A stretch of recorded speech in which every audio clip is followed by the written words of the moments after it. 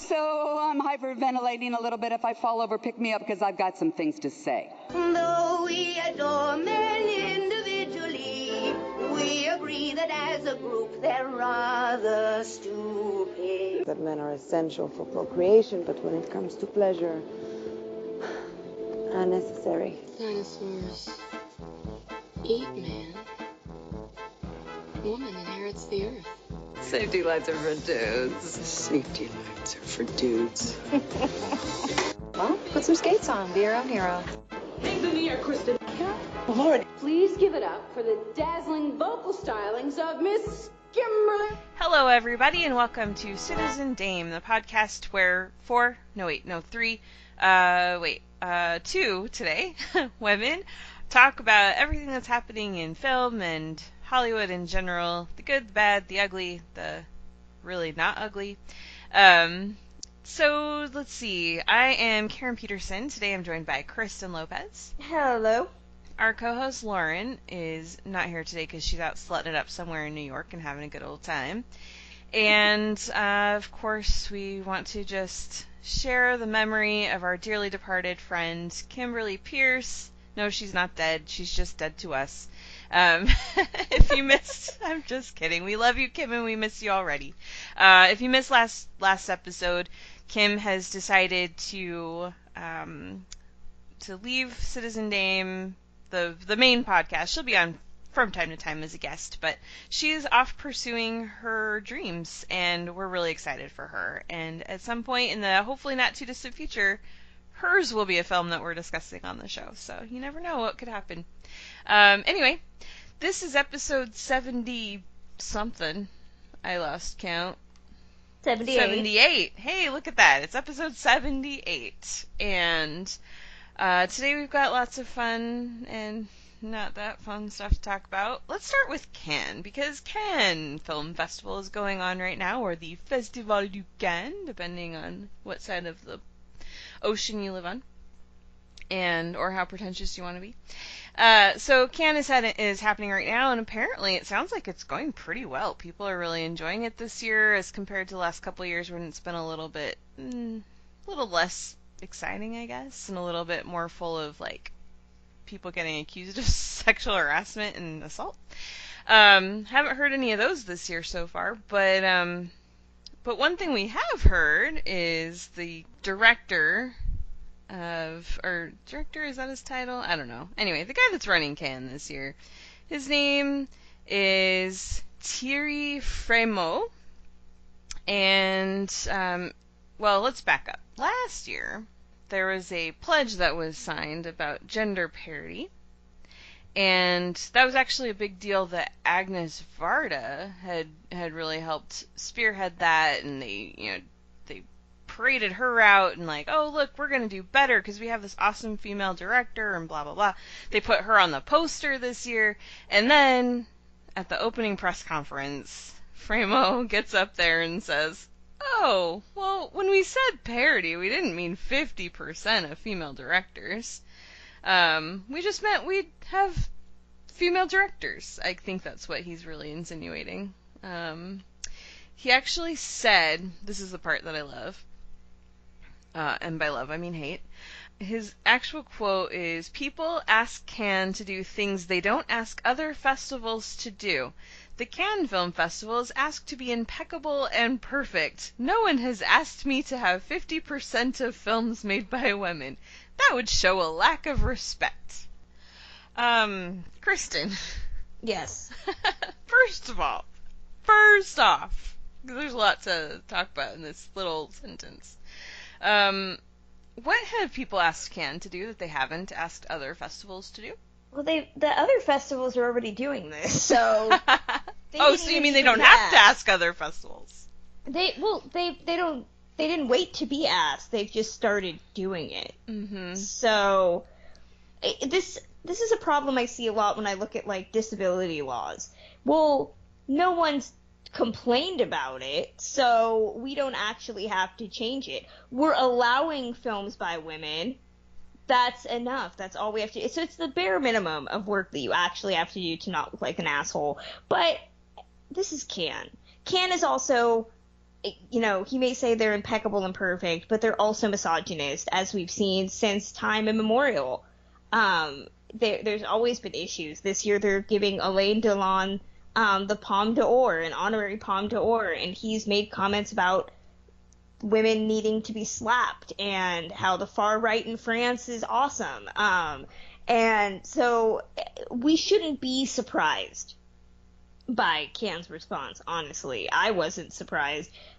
Cannes is French. I mean, we've talked about so many women from Europe who have laughed at the Me Too movement, who have said controversial statements. So, I mean, y'all really thought that they were just going to come out this year with a 50% slate of women? They should. His comments are asinine, but it's Cannes. Like, that's right. Where I'm at. I'm just completely apathetic. Like, it's Cannes. I expect them to be done. Yeah. Well, that's the thing. It's like, it's so frustrating that we just have to just go, well, that's just how Cannes is, and because this is the thing. So they had this big moment last year with the gender parity. This year on the jury, It is half and half. And still, it's just accepted of like, well, I mean, they're looking like they care about it. That's good enough. It's like, well, wait a second. No, you can't have all these symbolic gestures and not follow through on it. Well, I mean, I guess you can if you're France, but it's so frustrating to me to see,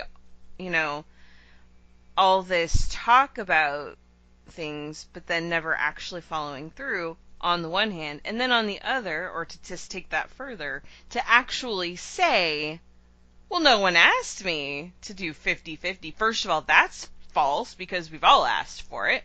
Second of all, how would that show a lack of respect? It would show a lack of respect to the men who did the bare minimum.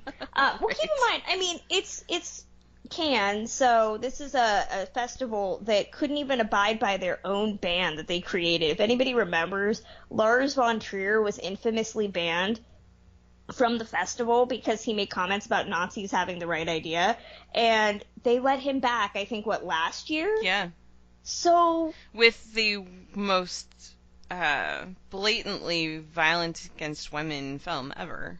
Exactly. So they can't even be respectful of rules that they made against garbage men. They don't even care.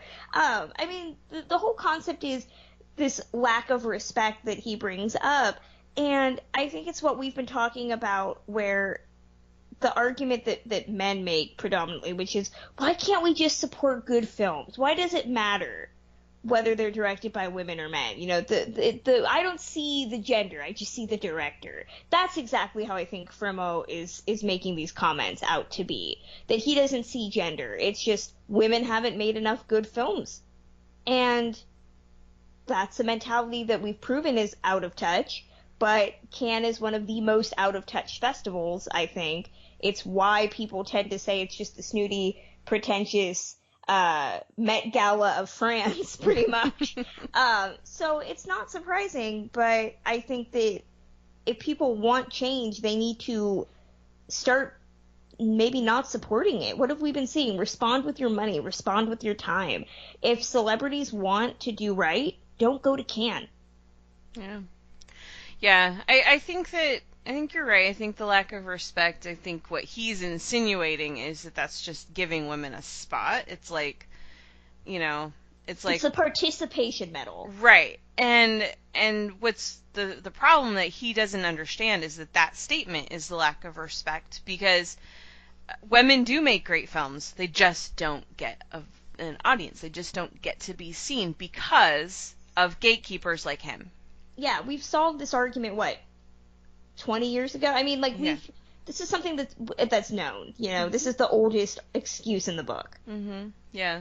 But then it's like, you can't entirely blame him, because we have an academy that's only given one Best Director prize to a woman ever. And so this is an industry-wide problem, but the thing is that we talk about how the Academy, ultimately, they can only nominate what comes out, they can only reward what gets nominated, and it has to start somewhere. And one of the places it starts is at these festivals that actually put films out for the world to see.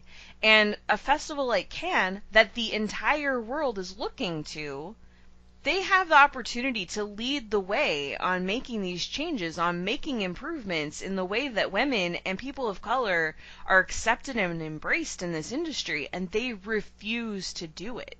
They throw, they toss a cookie here and there, like, oh, here you go. We have our first ever black woman directed film at Cannes this year. Why is it 2019 and this is the first one? And why is there only one?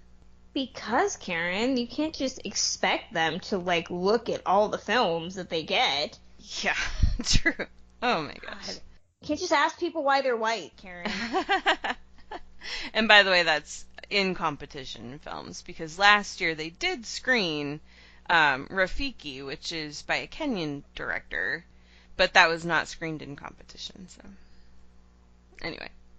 It is dumb, in short. It is. But also, I did actually want to talk a little bit more about Alain Delon, too, because his statements about giving him the honorary Palme d'Or, you already mentioned it, but I actually wanted to touch on that a little bit, because what he said was, he is entitled to express his views. Today is very difficult to honor somebody because you have a sort of political police that falls on you.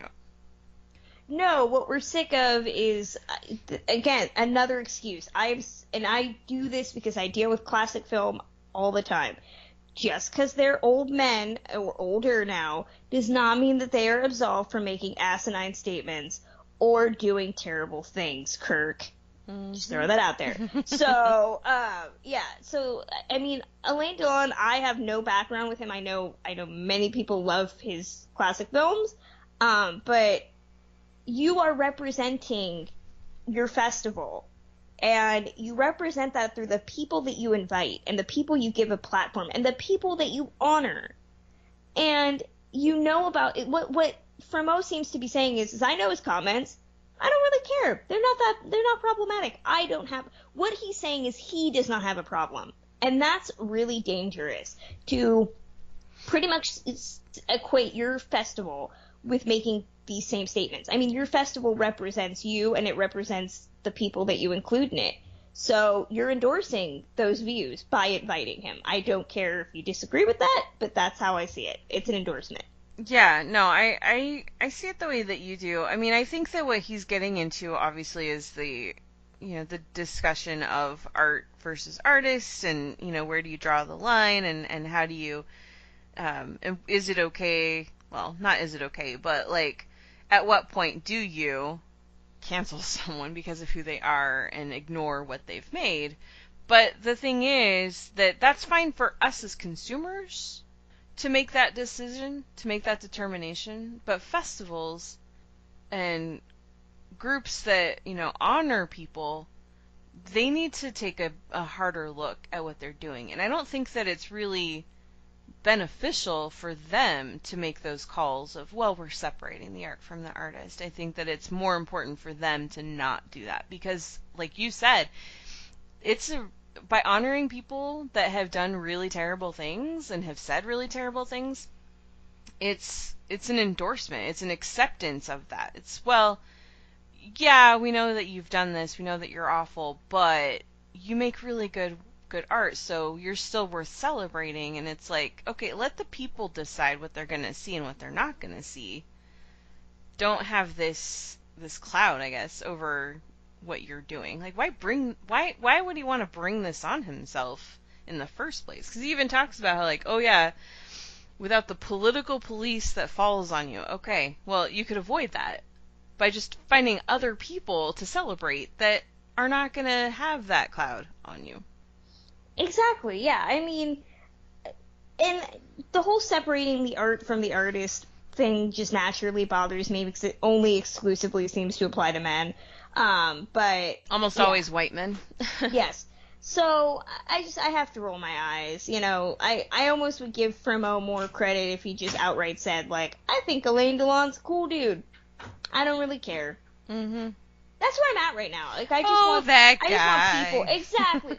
that Alain. Yeah, I want more people to just be honest. If you want to be a garbage person, just own it. Just own it. Yeah, like, I mean, I feel like essentially Fremo is saying, like, no big deal, who cares? Yeah. And YOLO. he should just actually say that. Yeah, pretty much. That's where we're at in this society. Exactly. Let's stop talking about this now. Let's move on to something else that also makes me mad. Well, I know we could probably talk about this down below, but we're talking about garbage people and art versus artists and all that. Let's just go on into A Rainy Day in New York. Let's just talk about it now. Get it out of the way. Kristen, you had some definite hilarious thoughts about it. Well, are we also talking about the trailer at the same time? Yeah, let's just talk about it all right now. So, okay. A Rainy Day in New York, in case, do you want me to give background? Actually, yeah, sorry. Okay. So Rainy Day in New York, in case you didn't know, is Woody Allen's latest film. Now, it's not being released here in the U.S. because Woody Allen is persona non grata. Amazon actually said they are not going to release it. I don't remember, did they say if they were just going to pay him to go away? Well, I don't think they've actually said that, but I'm pretty sure that probably the way his contract works is that they would have to. So, but yeah, I'm assuming they'll either pay him or just dump it on Amazon. It won't get a theatrical release here. And it'll be one that doesn't just pop up in your suggestions. Exactly. You're really going to have to search for that one. So, regardless, though, it is being released in Italy and a few other European markets, I believe France as well. The country that doesn't care that, Alain Delon gets a Palme d'Or. So it's not surprising. I knew this the day before I actually had to leave a Facebook group about film because a bunch of dudes were talking about how awesome it was and how the snowflakes weren't going to put Woody Allen down. Mind you, I was like, do any of you guys live in Europe? No, you don't? So, fuck off. Because you're not going to go fly to Europe to support your boy. Snowflakes. Yeah. So, regardless, it is getting released here in the U.S. Several of the cast members have distanced themselves from it and donated money to apologize. But the trailer came out for it this week, and I watched it with my mouth agape because Woody Allen himself released this. This is like a director releasing the trailer for a movie where he's just like, I'm going to edit it all myself, and I'm going to put it out. Like, this is the most pretentious, hacky way to say, screw you, Hollywood. I'm going to do this on my own Z's. Oh, and does it look like he did it on his own Z's? Because I thought this trailer was unfinished. It looks like it's being edited in the moment. It looks like it's all one take. Like, all the actors had one take, and that's what we're using now. The plot, as far as I could figure out, was that Elle Fanning is Scarlett Johansson in Scoop, and she's dating Timothée Chalamet, my sweet little buttered biscuit, who I don't understand his decision making, who looks like he just came off of the set of Lady Bird, and they're going to spend a day in New York because she's going to interview a director that's not Woody Allen, but it is Woody Allen, played by Liev Schreiber, and then wacky stuff happens involving Jude Law, and at the same time Chalamet's character is involved in a movie where he has to make out with Selena Gomez. Wait, Jude Law was there? I somehow didn't even notice him. Yeah, What? Jude Law's in that trailer. And so I was watching it and I was like, oh god, okay. My problem necessarily isn't the fact that Woody Allen is again making that statement that young nubile ladies definitely want to bone 60-year-old directors that aren't named Woody Allen, but their names are like Woody Flowen. Okay, but my problem is. Okay, you want to divorce yourself from all of the rightful controversy that Woody Allen is a child rapist. When are we going to give him shit about the fact that he's become a total hack who only remakes the same shitty movie that he himself made? Well, the problem with Woody Allen, well, no. A problem with Woody Allen is that for probably the last 30 years, he's been 1 good, 2 to 3 bad, 1 good, 2 to 3 bad. And so basically, we look, up until a couple years ago when we finally just decided to wise up about him, we've looked forward to maybe this is the one that's good. Nope, not this one. Okay, maybe it'll be the next one. So we're always waiting for the next one that's going to be good. We've just kind of accepted along the way that 2 to 3 out of 4 of his films are gonna suck. Like, we haven't even, we're well beyond 2 or 3 being sucky. They're all sucky. The immortal question is, which is the last Woody Allen movie you said you would say is good? Midnight in Paris. Exactly. That was a decade ago. Wait, hold on. It might, actually, no, Blue Jasmine came out after that one. Blue Jasmine was good. Mm-hmm, Blue Jasmine was how long? Hold on. I'm looking it up right now. Blue Jasmine was... There are people listening right now going, duh, you idiots, it's 2013, listen to Kristen. I think it's 2013. Yeah, so that's the last good 6 one. years ago. Mm-hmm. 6 years ago. But he also took a break. And he has this movie he made that hasn't come out, so yeah, I mean, now he's at a point where nothing good is coming, but it's not that Woody Allen has become a hack. I think he's been a hack for 30 years, it's just that we kind of ignored it because we kept waiting because we know that there were still some good films in there, and they would come out occasionally, and it's just that well has finally dried up, I think. Well, and watching this movie, I kept saying it's not just Scoop, which it is, but it's also all of the terrible Woody Allen movies, including the Evan Rachel Wood one that he did, and what's the other one? You Want Me to Tall Dark Stranger? Like, it's all of the terrible ones. Cafe Society is another one that I saw a lot of commonalities with. He's just reiterating the same plot. Mm-hmm. It's the exact same plot. Well, that's the thing. How can a director make original things when they've made like 50, 60 movies? Like, I don't know how. Interested in one topic, right? But even if that wasn't the case, even if he was doing like different genres and different things, like once you get to that many films and you're writing and directing all of them, your creativity at a certain point is going to wane, and I think that's one of the problems. Like, it's not even necessarily... Well, the problem is that now at this point, I think that Woody Allen is just saying fuck it. And watching this trailer more than Scoop, more than Cafe Society, where his actors are getting younger and they're often paired against an older man, here it just seems so scummy. Because are they Elle getting Fanning, younger, or are you getting older? What is your fascination with me getting older? No, it's just... No, but this is the thing. Like, I see that too, and it's like, man, stars are getting younger, and then I start to realize, wait, so-and-so was this age when they did that movie, and it's like, I'm realizing that... If you look at, like, Cafe Society, which had Kristen Stewart Mm-hmm. and Steve Carell, I mean, Kristen Stewart looks like an adult. Mm-hmm. But And she was young, too. Right, but she didn't look like a prepubescent teenage girl. But I'm talking about their actual ages, though. That's the thing. Yeah, but my point is, maybe I just need to throw it out there. My point is that Elle Fanning looks like a little girl. She looks like she's 15.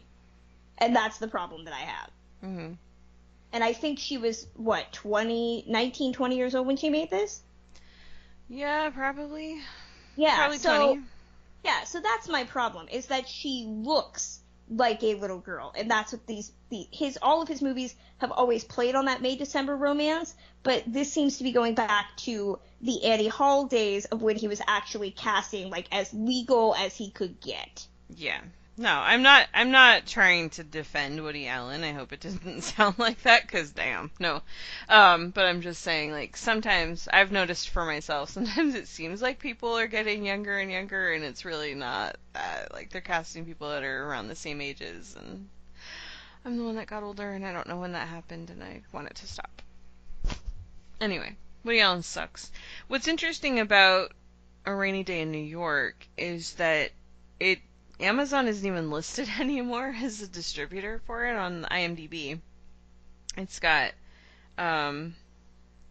distributors for Spain, Italy, France, and Germany. No U.S. distribution, no distribution outside of those 4 European countries. So, I don't know. I think this is going to be one of those long court battles, and it'll probably be like a Terry Gilliam Don Quixote thing where it'll be tied up in litigation for years.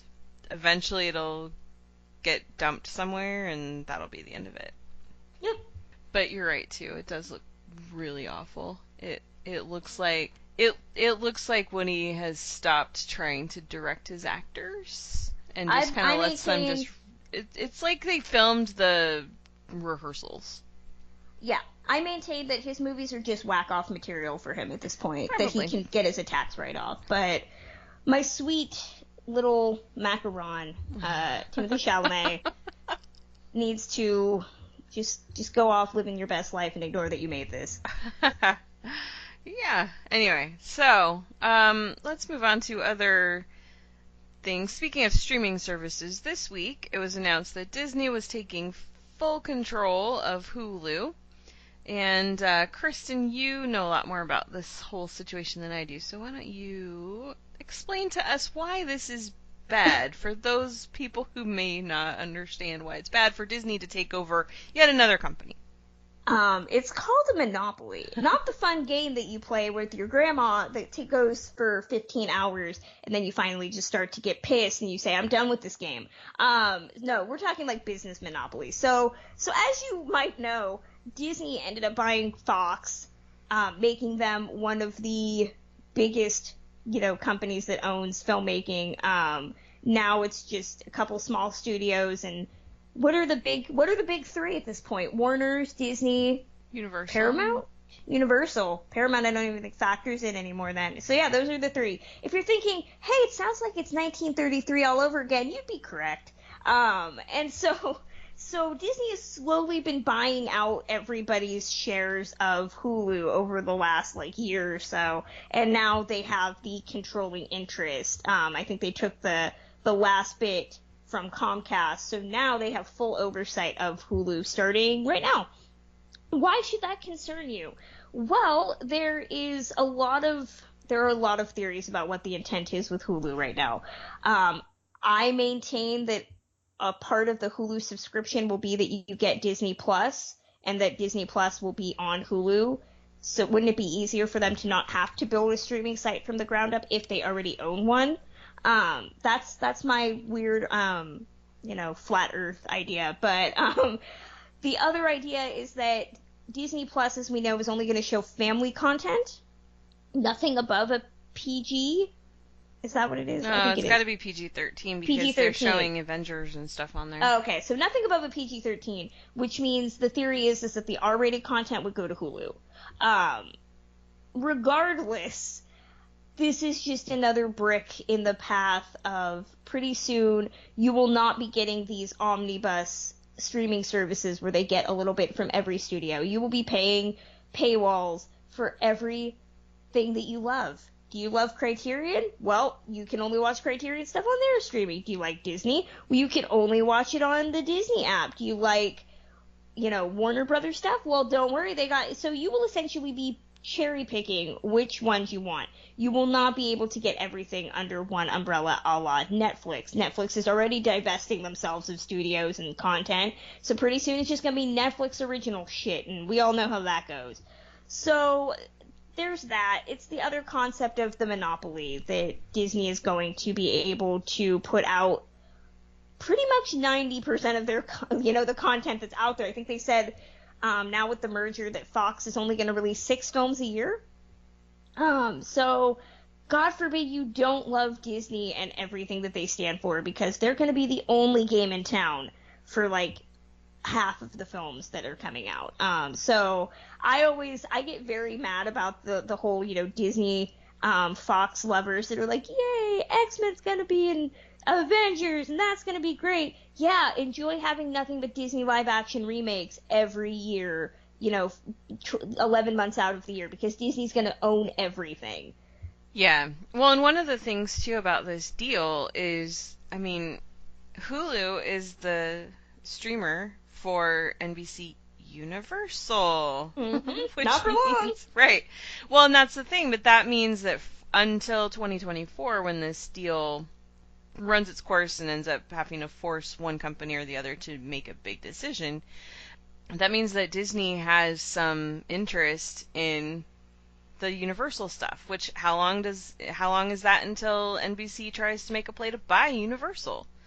Could that even happen? I don't know. At this point, anything seems possible. NBC does own Universal. No, sorry, Disney. Oh, okay. Yeah, Disney owned to buy out Universal. And see, that's where I think the lines would have to be defined, because at that point they already have a monopoly. We only acknowledge monopoly when it affects us, but I would think that they wouldn't be able to go for that's why I said the big three at this point. But I would hope not, but I mean, at this point, who knows? Who knows? I mean, there are so many arguments that could be made. Oh, well, Lionsgate's separate, and we still have A24, and, I mean, I could see people trying to make that. No, it's not really a monopoly because there's all these other small properties, but eventually, if this other thing starts to happen where, like, Netflix is buying a theater, and it's just one specific theater, it's not a chain, but they're buying one theater in Hollywood. If that happens, and then other theaters start to get bought out by some of these studios, and the Paramount decision basically gets reversed, it could be very feasible that Disney ends up being the only way that you can see anything. I mean, someone has to stop this. And I love Disneyland. I love Disneyland. I love Disney movies, but it's getting out of hand. And it's like, honestly, say what you will about Walt Disney and his personal views about a lot of things, but I have a hard time believing that he would have been like, yeah, let's take over the entire world. He might have, actually. I don't think so.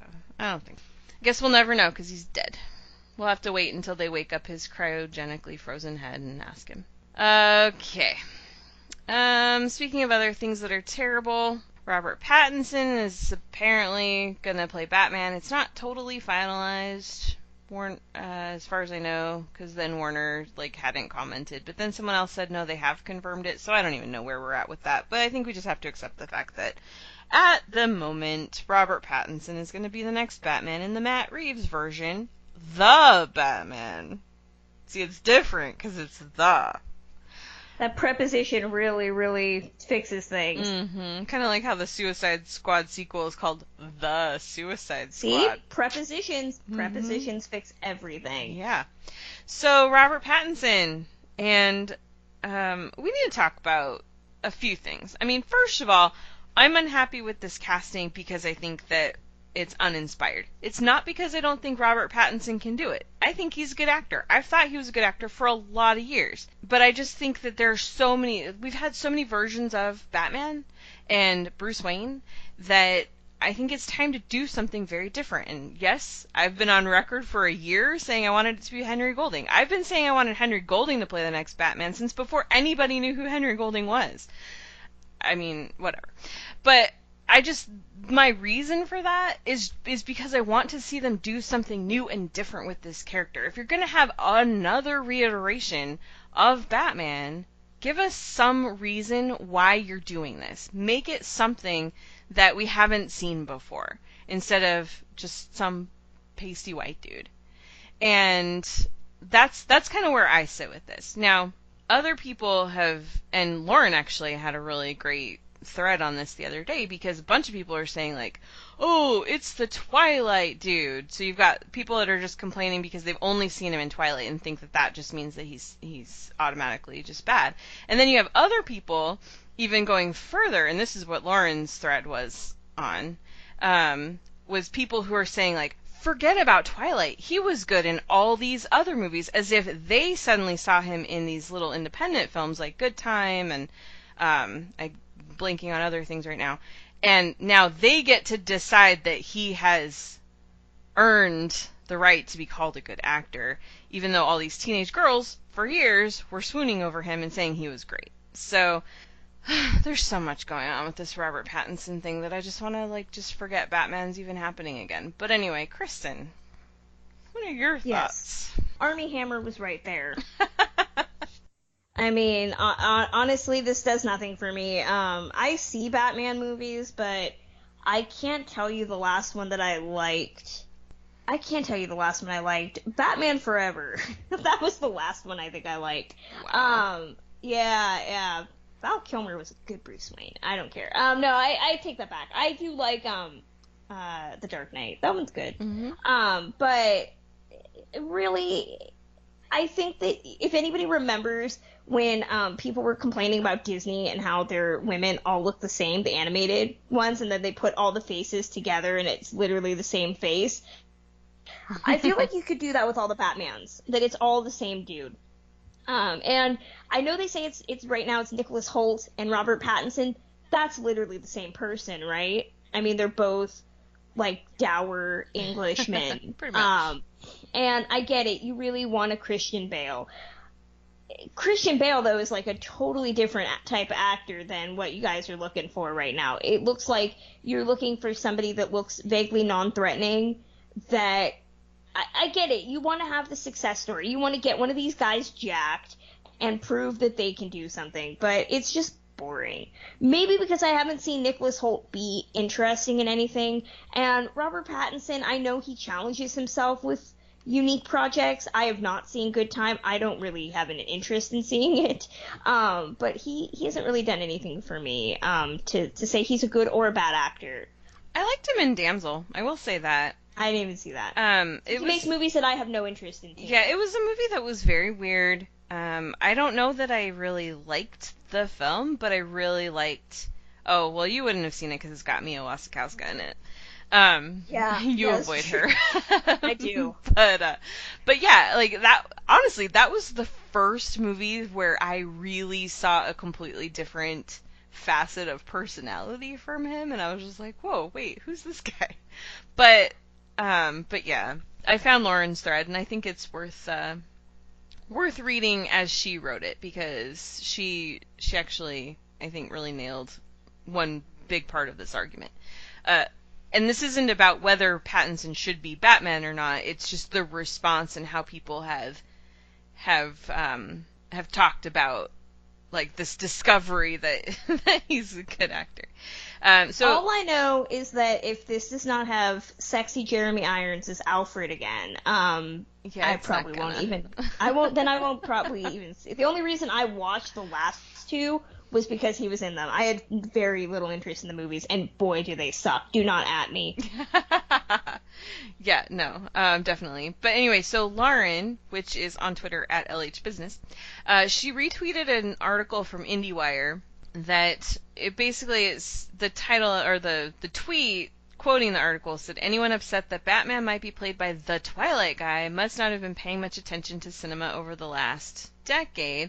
This is from, who's the, Zach Sharf, I think is his name. Anyway, so that's the guy who wrote the article. So Lauren quotes that, and then she says, "Man quotes other men discussing how man they thought wasn't cool when he was a heartthrob is now actually cool because they say he is." So basically this IndieWire article is a bunch of male critics all talking about this awakening of Robert Pattinson that they've had.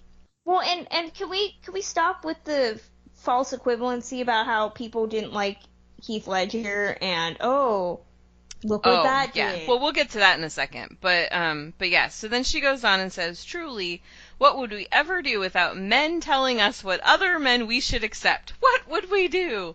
Also, dude manages to quote another dude who is currently the reigning worst film Twitter dude and has been accused of sexual harassment, but not a single woman. "Never shall we know what is good cinema until the men have informed us. How blessed we are." Thank you, Lauren. You're absolutely right.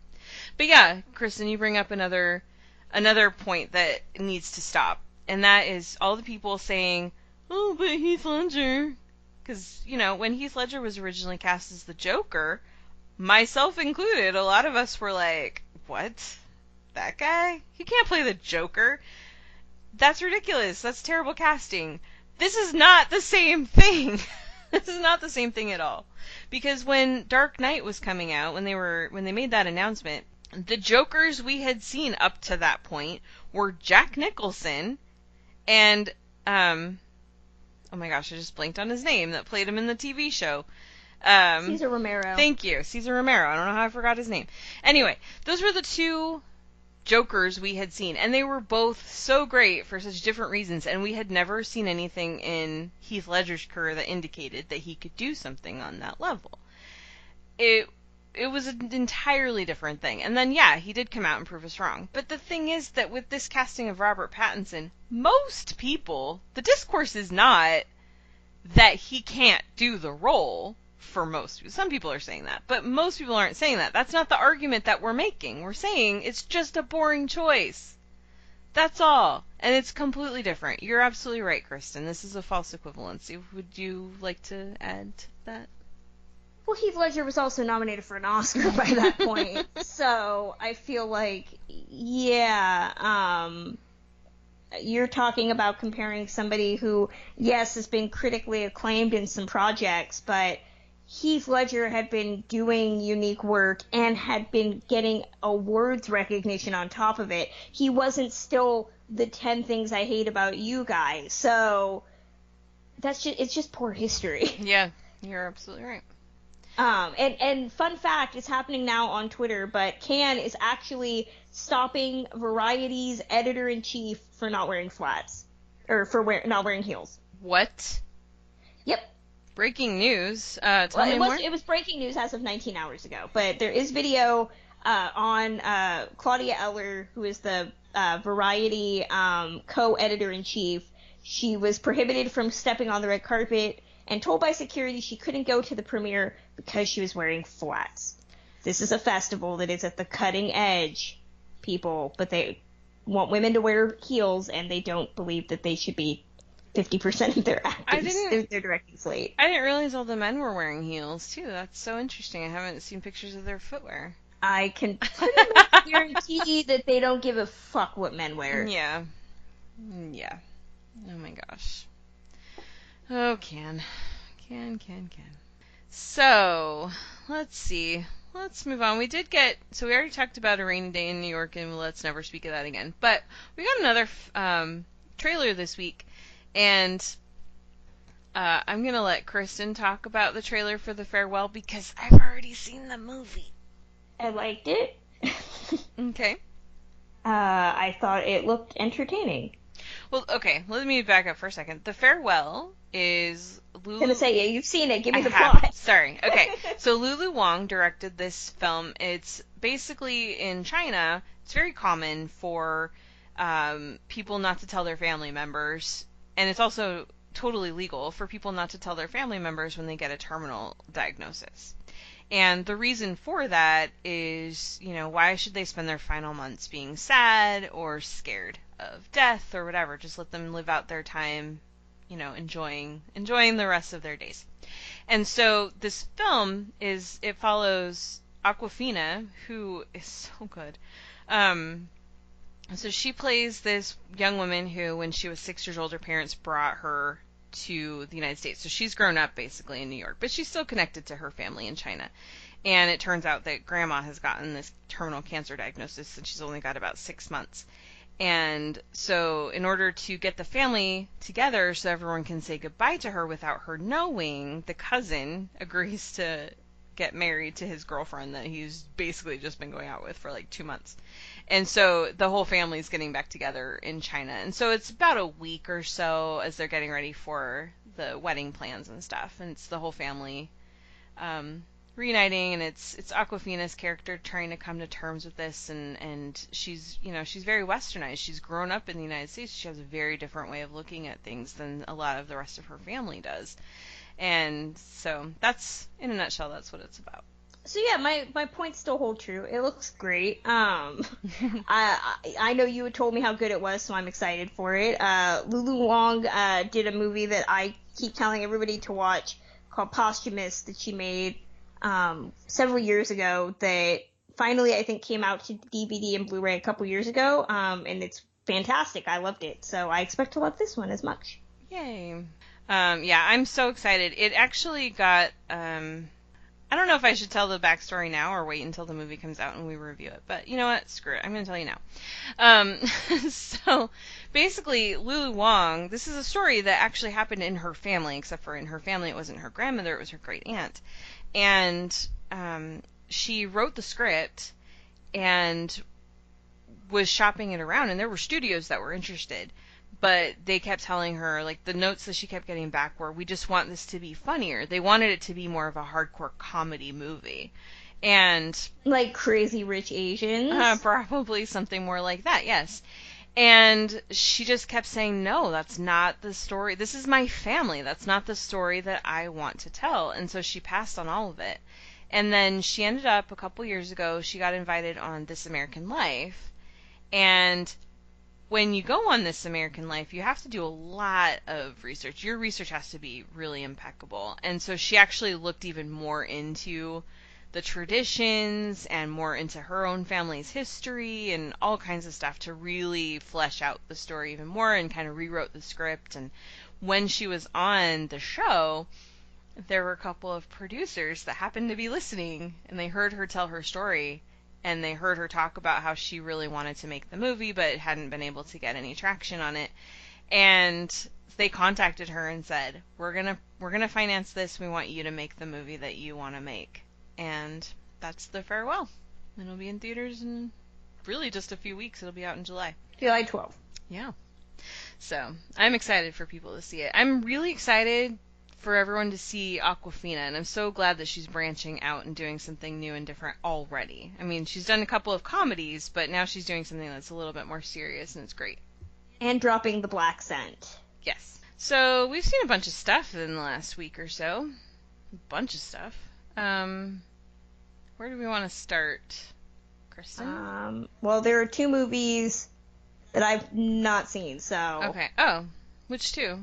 I did not see John Wick 3, and whatever this Bull movie is. I don't even... That must have been Lauren's, because I don't even know what that is. So we won't talk about Okay. that. And I don't think we can really talk about Aladdin yet. Yeah, we can. But this is going to go up for Patreons on Monday, and the review And embargo's not the- up until Wednesday. Right, but the reps aren't going to have access to Patreon. We don't have to promote it. And it'll go up Wednesday after the embargo lifts. Okay. All right. Well, let's talk first. John Wick 3. I saw that. It's out this weekend. I'm a fan of the John Wick franchise. Okay, let me back up. I'm a fan of Keanu Reeves. I have been for a very long time, and every time a new Keanu Reeves movie comes out and people remember that they love him, it always makes me happy when they start sharing all the Keanu Reeves stories, because I'm like, yeah, I've known this since 1990, people. He's great, and I love him. But anyway, so I really enjoy the John Wick franchise, because they're just... It's weird because I'm not necessarily a fan of violence for the sake of violence, and that's kind of what these are, but I just dig them. They're just, I don't know, they just fix something in my brain, I guess. I mean, the first movie, and ultimately, I mean, John Wick 3 even delves into this, but the first movie is all because, it's payback because his wife died, tragically, and then she had bought him a puppy before she died, and some assholes break into his house and steal his car and kill his puppy. And so he goes on this revenge massacre because of his puppy. And like, yeah, I'm here for that. For sure. And by the time the third movie happens, he has fought a lot of people from the Russian mob, and now it's this new threat. It's the High Table, which basically controls all of the crime syndicates around the world. And I thought a lot of the fighting in this, the first 2/3 of the movie was really good and really fun and interesting, but the last third I started to get bored. It was like just too much fighting, and it wasn't even the blood, it was just so much like of the same types of attacks and things over and over again. And I still thought that this was a fun, enjoyable movie. I would definitely go watch it again right now, but I got a little bit bored by the end, and I felt like it was just, they needed to shave off probably a good 20 minutes of it. But I mean, Keanu is still just so fun to watch, even when he's like not saying anything. He doesn't have to say any words for him to just be interesting. But there's just a lot of story here that doesn't really go anywhere. There's characters that pop in and out, and they're like gone as soon as they arrive, and you're kind of just going like, well, what was the point of any of that? And it really, ultimately, by the time it ends, it feels like the entire movie has been a setup for John Wick Chapter 4, and which is good and bad, I think. But I mean, the hype is true about Halle Berry. She's a badass. I can't wait for them to announce her spin-off movie, because I really think that's going to happen. Maybe that'll be a mini series or something that they add. But yeah, I liked it. It's good stuff. Woohoo! Yeah. You saw... Did you see The Sun Is Also a Star? Because I have not gotten around to that one yet. I saw that about 2 weeks ago. Ah. Yeah, I had to hold on to that review for a while. But I saw this. It's the new movie by Rairu So Young, who did Before I Fall, and she is a delight. I was fortunate to get to speak to her. It stars Yara Shahidi from Blackish, and Charles Melton, who I was told is on Riverdale. And they are a young couple. They meet one day in New York City. She is trying to keep her family from being deported. He is on the way to an interview to possibly get an internship to become a doctor. And through this, he believes, fated relationship, they spend the whole day falling in love with each other, only to realize that they have a lot of stuff that is going to threaten to tear them apart. I really like Before I Fall. It's got an interesting Groundhog Day premise with like a social commentary on it. It's a different type of teen movie, and so I figured Rairu So Young would have something similar to this. She kind of laughed about the fact that people just kind of said, well, she worked with time in a weird way before, so we'll just give her this movie, because it all takes place in the span of a day. So if you like the Before trilogy, or classic stuff like Love with a Proper Stranger, it's really, really good. My mom hated it. She said it was incredibly slow. And I've heard that from a lot of people, that it is a really, really winding movie. And it's very old-fashioned, the concept of a guy who believes that their relationship is destiny and that he will convince her to fall in love with him because they're meant to be together. It's a very old-fashioned type of relationship that you would probably have seen more in the 80s. You know what this movie's like? It's like Dirty Dancing if they didn't dance. But like the concept of, these two people coming together that would not ordinarily have come together, and with a very realistic ending that might not actually be a fairy tale, I thought was really inventive. Yara Shahidi's great. Charles Melton is the new hot thing. Put his name down for everything, because that man he's legal. I looked. Is not only is he gorgeous, but I believe that him and Henry Golding could play brothers in a movie where they just like do stuff and be hot together, because they would be fantastic. Make that movie, Hollywood. But again, he comes from that old Hollywood type of leading man where it's just like every line he says sounds utterly charming, and you're just like, oh, you. I don't even know what my name is anymore. So I really enjoyed this. It's not making a lot of money right now, and it's very upsetting to me, because I feel like the few YA adaptations that do have something to say just go completely unrecognized, and I feel this is going to be one of them. So if you are a fan of, slow burn type of old-fashioned romances, this one's good. This is worth seeing. Awesome. Thank you. I feel like I didn't see anything this week, but it's just because I've been watching a lot of TV to gear up because it's Emmy time. So there's a lot of TV stuff I've caught up on, but not so much. I don't know what TV is. Not so much in movies. But you also saw Ask for Jane. Yeah, so my full review is up on the website right now, citizendamebod.com, as well as my interview with Judith Arcana, who is one of the loose subjects that's depicted in the movie. So if you want to get my full thoughts, head over there. But this is a movie that could not be coming out at a better time. It's about the Jane Collective, which was a group of women in the 60s and 70s in Chicago who formed a network to help women procure safe abortions during a time when it was not legal. And it's a fascinating movie. I mean, the limitations that Rachel Carey, who's the director, has by making this low-budget movie are evident. The locations are pretty small, mostly interiors. The cast is a lot of character actors. I think the biggest name is Cody Horn, who was in Magic Mike. But they're all really good. It's a really important film that I think the fact that I didn't know that this existed upsets me. And if you are very upset by the political culture that is going on right now regarding reproductive rights, support this movie and try to find a way to see it, because this is history that is possibly coming back to bite us in the ass. Well, thank you. And then this weekend we got to see Aladdin. Yeah. Which is the remake of the 92 film, and Kristen and I did do a car critique, and we had a special guest, which will be up, by the time this goes up, it'll be up, so if you, didn't want to listen to our whole 20-minute conversation, complete with navigation, then yeah. Yeah, so you can subscribe to Patreon and hear our car critique, but very quickly in a nutshell, I liked it.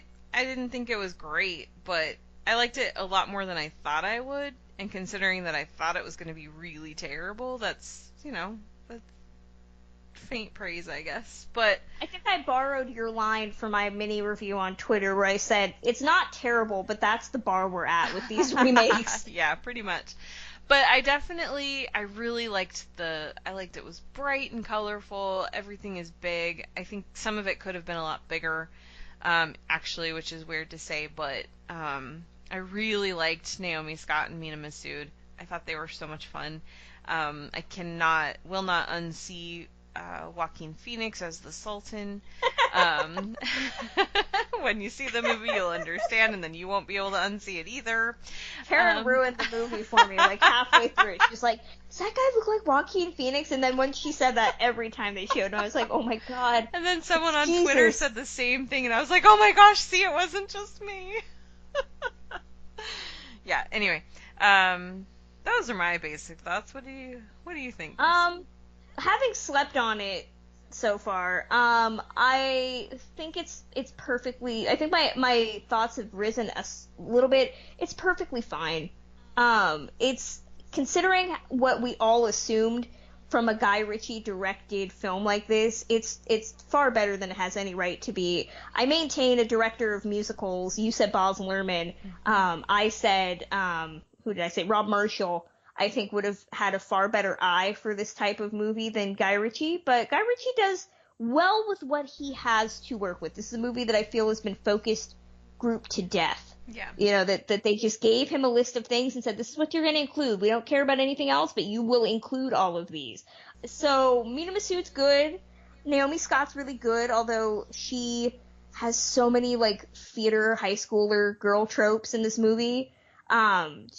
My big pet peeve with musicals is if you have a lot of handwork when you're singing. That's like high school theater right there. But we all know why I went. I could have given a shit about Abu and the genie or whatever. I went for Sexy Jafar, and we needed to give him far more to do because he was great. But yeah, so it was fine. Will Smith's not the worst part of the movie, which is saying a lot. I will say I really enjoyed the production and costume design. Design was by Gemma Jackson, who has done a lot of things.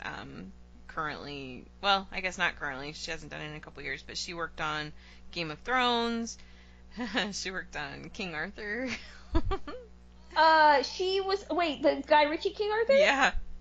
Oh, so she's responsible for that sweet velvet Jude Law coat, which is the only good part of that movie. No, she's the production designer. Oh, that's right. Yeah. Okay, so whoever is the costume designer, I tip my hat to them. But I also, the costume designer on Aladdin was Michael Wilkinson, and I think he did a lovely job too. I think the costumes in that, especially Jasmine's outfits, were just gorgeous. But I also I didn't even talk about this in our car critique, but I really liked Aladdin's outfit when he first goes into the city as Prince Ali. I really liked that outfit. I thought it looked good. So yeah, Michael Wilkinson. He also did American Hustle. He did Justice League. So Noah. So he's done some very different things too. Yeah. Anyway. So that's Aladdin. That'll be in theaters on Thursday night, Friday. The 24th. Yeah. Yeah. So you can go see it. Before we close out, we should mention that we were unintentionally running a contest because Lauren had tweeted that she wanted everybody to talk about their favorite movies about female rage, which blew up on Twitter. And I figured this would be a great time to get rid of the 2 movies that we've been trying to get rid of for the last gift month. Someone with these lovely films. Yes. Now I'm just at the point. It was gifting somebody these 2 lovely films, and now I'm just like, I just want to be able to give them to somebody. So, Karen, give me a number between 1 and 80. 77. Oh, great. Okay, so I'm just going to pick a random tweet. Hopefully this person is based in the U.S. because unfortunately international shipping prohibits me from sending anything internationally. So I'm going to go off of what I assume is a reply to the initial tweet, not a reply to a person who replied. So 79, 78, 77, which would be Orville's wedding at the_year_is_1. Their answer was slow burn with occasional eruptions, the upside of anger. So if they are listening, I will also send them a tweet. But they win a copy of On the Basis of Sex, as well as a copy of Miss Bala. Woo-hoo. So, yay! Congratulations. So, yeah. All right. Awesome. Well, thank you, Kristen. And that's going to finish things up for us this week. And but if you want to keep the conversation going, you can find us and talk to us on Twitter. We are at Citizen Dame Pod. We also have Instagram. That's also at Citizen Dame Pod. Imagine that. We have a theme going. You can email us, citizendamepod@gmail.com. Our website is citizendamepod.com. We're super creative. Sometimes we drop the pod, so if you want to find us on Facebook, that's facebook.com/citizendame. Our Patreon is patreon.com/citizendame, where you can get our card critiques for a bunch of different movies. We also have some special bonus episodes that are there, and some more that are coming. You can find out our ultimate villains we'd like to fuck. Man from Uncle is happening. Man from Uncle is coming. We are still, we recorded a Suicide Squad commentary a while ago. We're still going to release that. It's just that's coming. And that'll be probably the last time you could hear Kim as a regular participant, because she did that episode. We also have our merch that we're giving out on the Patreon. Well, I was going to say pins and all of that. Mm-hmm. Yep, but if you also want to buy some merch, we do have a Zazzle store, zazzle.com/citizendame. And if you just want to throw us a couple of bucks and don't want to commit, that's okay too. We like money any way we can get it. And that is our Ko-Fi account, ko-fi.com/citizendame. And we also are now on SoundCloud, if you want to listen to the episodes via SoundCloud. I don't have our link offhand, but if you search soundcloud.com/citizendame, you'll find it. And we are working on a newsletter. Mm-hmm. Yep, so that'll which be will coming be available soon to everybody. Yes. You don't have to be a patron for that. So Exactly. But if you want to reach out to us individually, you can do that. Kristen, where are you? At Journeys_film. And Lauren is at LH Business. I am on Twitter and Instagram at Karen M. Peterson. All right. And that's going to do it for this week. And we will talk to you all soon. Bye. All right. What is your secret for always staying down to earth? Well, I mean, gravity. Hello. Let's see. If you could time travel to any period in time, when would it be and why? Oh, we got puppy pee. Oh, let's play in the puppy pee. No, we're not going to play in the puppy pee. I always wanted to know since I was growing up who really wrote the plays of Shakespeare. So I want to be there at that moment when Shakespeare, because I don't think it was William Shakespeare. I'm an Edward de Vere, so the Earl of Oxford. So I'd like to be there, 1600s, Shakespeare writing Hamlet.